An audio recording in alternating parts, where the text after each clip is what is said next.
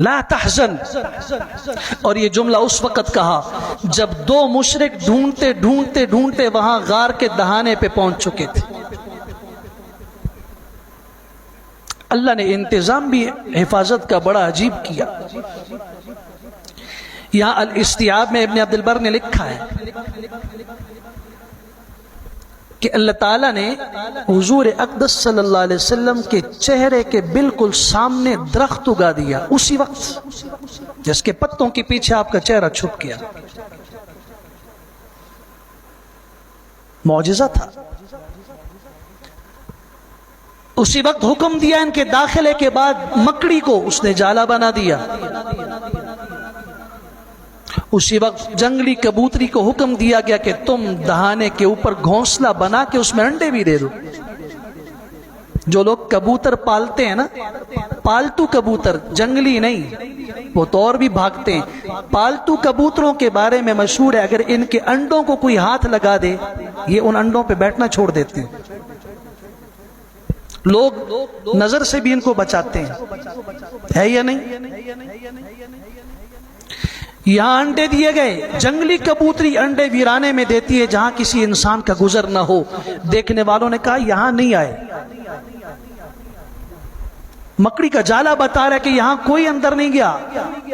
اور تو اور بعض سیرت کی کتب میں یہ ہے کہ ایک نے کھڑے ہو کے اس غار کی طرف پیشاب بھی کیا. جب ابوبکر صدیق رضی اللہ عنہ نے فرمایا رسول اللہ یہ پہنچ آئے، اگر ان میں سے کوئی اپنے پاؤں کی طرف بھی دیکھے تو ہم نظر آ جائیں گے. آپ نے فرمایا ما ظنک باثنین یا ابا بکر اللہ ثالثہما. ابو بکر تیرا ان دو کے بارے میں کیا خیال ہے جن کا تیسرا اللہ ہے؟ لا تحزن ان اللہ معنا. غم نہ کیجیے، اللہ ہم دونوں کے ساتھ ہے، اللہ ہمارے ساتھ ہے. اگر میں ایک ایک لفظ کی خوبی اور خوبصورتی بیان کروں تو وہ اصل موضوع جگہ پہ رہ جائے گا کہ یہاں پر ان اللہ معنا اللہ نے فرمایا. ایک حضرت موسیٰ علیہ السلام کے ساتھ بنی اسرائیل کی 6 لاکھ فوج تھی، جس وقت انہوں نے کہا ہم پکڑے گئے انا لمدرکون، حضرت نے فرمایا تھا ان معی ربی، میرے ساتھ میرا رب ہے. سب کا نہیں فرمایا ان معنا، ان معی ربی، میرے ساتھ میرا رب ہے. اس لیے کہ وہاں یقین اور توکل اللہ کی ذات پر حضرت موسیٰ کو تھا، بنی اسرائیل میں سے کسی اور کو وہ یقین نہیں تھا. حضور فرما رہے ان اللہ معنا، اللہ ہم دونوں کے ساتھ ہے. اس لیے کہ جو توکل حضور کو اللہ پر ہے وہی ابوبکر صدیق کو بھی ہے، ورنہ آپ فرماتے ان اللہ معی، اللہ میرے ساتھ ہے. ثانی اثنین، دو کا دوسرا، دو میں دوسرا کون ہے؟ رسول اکرم صلی اللہ علیہ وسلم. ثانی اثنین سے مراد حضور ہیں. اس سے پیچھے پڑھیے، آگے پڑھیے، تمام ضمائر حضور کی طرف راجع ہیں. دو میں دوسرا فرمایا، دو میں پہلا نہیں فرمایا. آپ مجھے بتائیں رسول اللہ صلی اللہ علیہ وسلم اور ابو بکر صدیق دو ہیں، ان دو میں حضور دوسرے ہیں یا پہلا ہے؟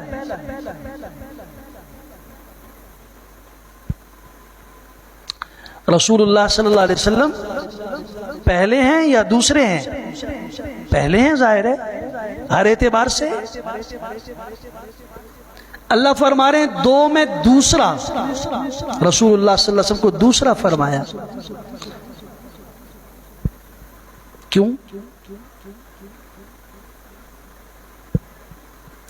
ساری زندگی شعر و شاعری پر آپ نے گزاری، ساری زندگی قصوں اور کہانیوں پہ گزاری اور اقوال زرعی سنہری اقوال پہ گزاری، جملے بنائے، سب کچھ کیا. کبھی رسول اکرم صلی اللہ علیہ وسلم پہ اترنے والے اس قرآن کی لطافت کو بھی سمجھیے، ایک ایک لفظ میں حسن کیا ہے. اسی لیے آپ کو جس نے بھی کوئی الٹی ٹیڑھی پٹی پڑھا دی، آپ کے ذہن میں ایک دم شکوک اور شبہات کا ایک غبار آ جاتا ہے. کیوں؟ قرآن پڑھا نہیں ساری زندگی. دو میں دوسرا رسول اکرم صلی اللہ علیہ وسلم کو فرمایا، حالانکہ وہ پہلے ہیں. میں عرض کر دیتا ہوں اس لیے کہ یہ ہمیشہ کی بات نہیں ہو رہی، آج غار میں داخل ہوتے وقت کی بات ہو رہی ہے، اور غار میں داخل ہونے میں ابو بکر صدیق پہلے داخل ہوئے تھے تاکہ موذی چیز اگر ہے، نقصان دہ چیز ہے، اس کو خاتمہ کیا جائے اور حضور کو نقصان نہ پہنچے۔ آپ غار میں بعد میں دوسرے نمبر پہ داخل ہوئے ہیں، تو قرآن اس کو کہہ رہا ہے اذ ہما فی الغار اذ یقول لصاحبہ لا تحزن ان اللہ معنا۔ یہ ثانی اثنین 2 کا جو دوسرا فرمایا وہ غار میں داخلے کے اعتبار سے فرمایا۔ یہاں پہ بھی ابو بکر صدیق رضی اللہ عنہ کی عظمت کو دیکھیا۔ 3 دن یہاں گزرے اور حضرت کے گھر کے ایک ایک فرد تک خدمت کر رہے ہیں، جو میں نے شروع میں تفصیل سے عرض کیا۔ 3 دن کے بعد وہ 2 اونٹنیاں ابو بکر صدیق رضی اللہ تعالیٰ نے ایک مشرک کے حوالے کی تھی، عبداللہ بن اریقط۔ یہ مشرک تھا، کافر تھا۔ اس سے بات ہوئی تھی، مدینہ منورہ جانے والے راستے تمہیں معلوم ہے، ایک راستہ مشہور ہے، اس پہ ہم نہیں جائیں گے۔ اس کے علاوہ غیر مشہور راستہ، اس پہ تم ہمارے ساتھ جاؤ گے، تمہیں راستہ پتہ ہے، ہم تمہیں اس کی اجرت اور قیمت دیں گے، پیسے دیں گے۔ 3 دن کے بعد جمعرات کے دن میٹنگ ہو رہی تھی دار الندوہ میں۔ جمعرات کی رات کو حضور صلی اللہ علیہ وسلم نکلے ہیں اور جمعہ، ہفتہ، اتوار 3 دن وہاں گزارے، سوموار والے پیر والے دن وہاں سے نکلنا ہے۔ صبح کے وقت عبداللہ بن اریقط ان 2 اونٹنیوں کو لے کے آ گیا۔ اس سے ایک شرعی مسئلہ بھی معلوم ہوا، اجرت دے کر اگر کسی مسئلے میں ضرورت پیش آ جائے، کافر اور مشرک اور اللہ کے دین کے دشمن اس سے کوئی کام لینا ہو تو اجرت دے کر لی جا سکتی، کوئی ناجائز نہیں ہے، کام جائز ہونا چاہیے۔ رسول اکرم صلی اللہ علیہ وسلم نے اجرت کے طور پر ان کو ساتھ دیا۔ یہ عامر بن فہیرہ غلام، ابو بکر صدیق رضی اللہ تعالیٰ عنہ، رسول اللہ صلی اللہ علیہ وسلم اور عبداللہ بن اریقط، 4 آدمی ہیں، غیر معروف راستے سے نکل کے گئے۔ یاد رکھیے، غار ثور میں 3 دن تک رہنا یہ چھپنا نہیں ہے، عقیدے کی بات سمجھا رہا ہوں۔ رسول اللہ صلی اللہ علیہ وسلم چھپ کے نہیں بیٹھے تھے کہ آپ کو جان کا خطرہ تھا، روپوش نہیں ہوئے تھے۔ راستے کے لیے جو غیر معروف راستہ اختیار کیا گیا تھا، اس لیے نہیں کہ معروف راستے پہ جائیں گے تو یہ لوگ پکڑ لیں گے، کوئی نقصان پہنچائیں گے۔ مجھے بتائیے، جب 100 تلواریں 100 جوانوں کی گھر کے باہر محاصرہ تھا، اللہ نے بچایا، تو کیا رسول اکرم صلی اللہ علیہ وسلم کا یقین نہیں تھا کہ اللہ بچائے گا؟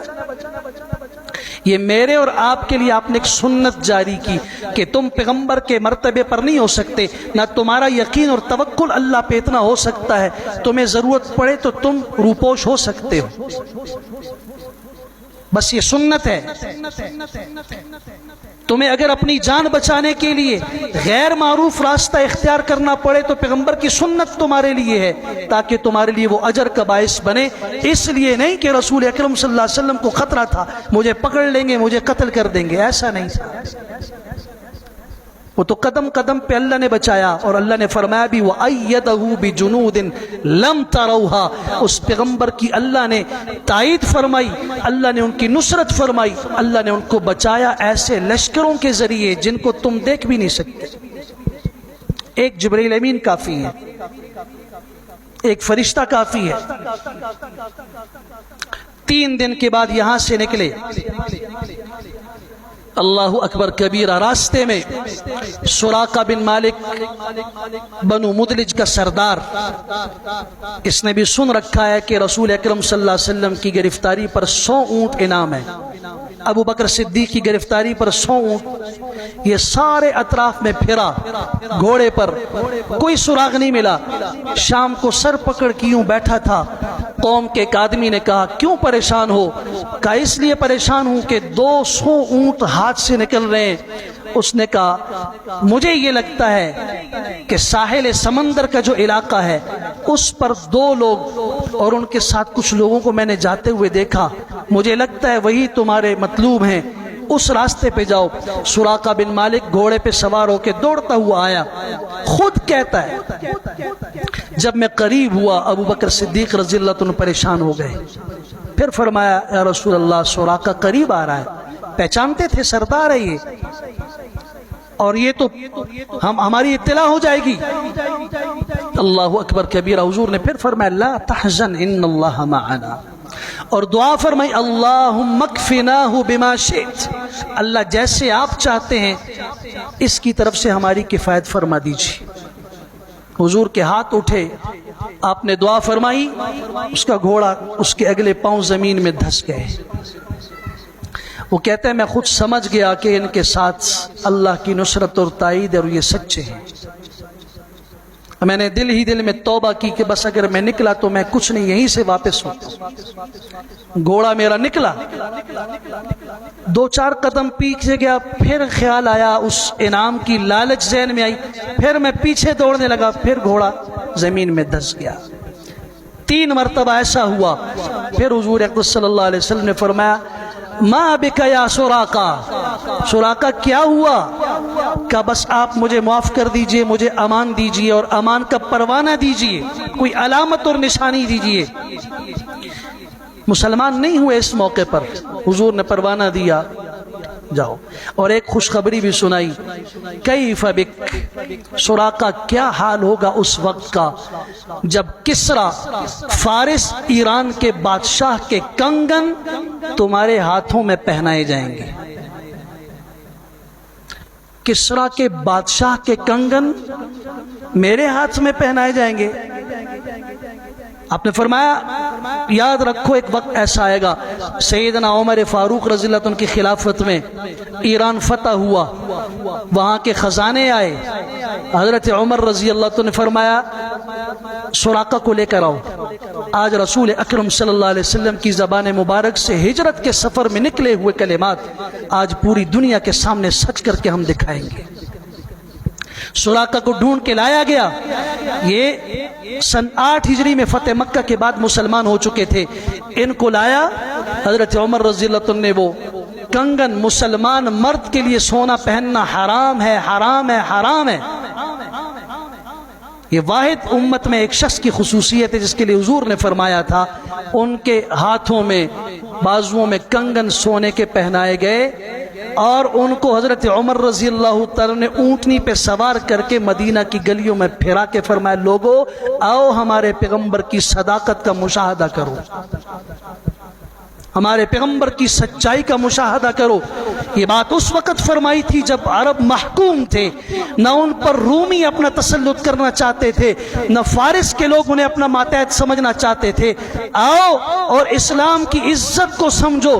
حضرت عمر فرما رہے ہیں اللہ اکبر، حضرت کو اونٹنی پہ سوار کیا سراقہ بن مالک کو، ساتھ حضرت عمر پیدل جاتے ہوئے فرما رہے ہیں اللہ اکبر، سب سے بڑی ذات اللہ کی ہے، الحمدللہ الذی سلبہا من کسریٰ، تمام تعریفیں اس اللہ کے لیے ہیں جس نے یہ سونا اور جس نے یہ کنگن، جس نے یہ تاج اور جس نے یہ غنیمت، جس نے یہ خزانے کسریٰ کے بادشاہ سے چھین کر جو کہا کرتا تھا انا رب الناس، میں لوگوں کا رب ہوں، اس سے چھین کر آج وَأَلْبَسَهَا سُرَاقَةَ بْنِ مَالِكٍ من اعرابی من بنی مدلج، بنی مدلج کے ایک دیہاتی سراقہ بن مالک کے ہاتھ میں اللہ نے پہنا دی۔ سراقہ نے امن طلب کیا تھا، امن مل گیا۔ قدم قدم پہ رسول اکرم صلی اللہ علیہ وسلم اور حضرت ابو بکر صدیق رضی اللہ عنہ کے ساتھ اللہ کی نصرت سامنے آ رہی ہے۔ لیکن یہ پیغام ہے میرے اور آپ کے لیے کہ یہ رسول اکرم صلی اللہ علیہ وسلم کا دین کے لیے جو نکلنا تھا، آج بھی اگر آپ کا کوئی امتی اس نہج پر اور اس راستے پہ چلنے کا عزم کر لے تو ساری دنیا ایک طرف ہو جائے۔ اسے سمجھ لینا چاہیے وَيَمْكُرُونَ وَيَمْكُرُ اللَّهُ، ساری مخلوقات کی تدبیرات ایک طرف، ان کے مشورے ایک طرف، ان کے منصوبے ایک طرف، وَيَمْكُرُ اللَّهُ اور ایک اللہ کی تدبیر ایک طرف۔ اللہ کی تدبیر کو کوئی نہ جھٹلا سکتا ہے، نہ اسے ٹال سکتا ہے، نہ اسے مغلوب کر سکتا ہے۔ واللہ غالب علی امرہ، اللہ اپنے فیصلے پر جو اس نے کیا اس پہ غالب ہے، ولکن اکثر الناس لا یعلمون۔ وآخر دعوانا الحمد للہ رب العالمین۔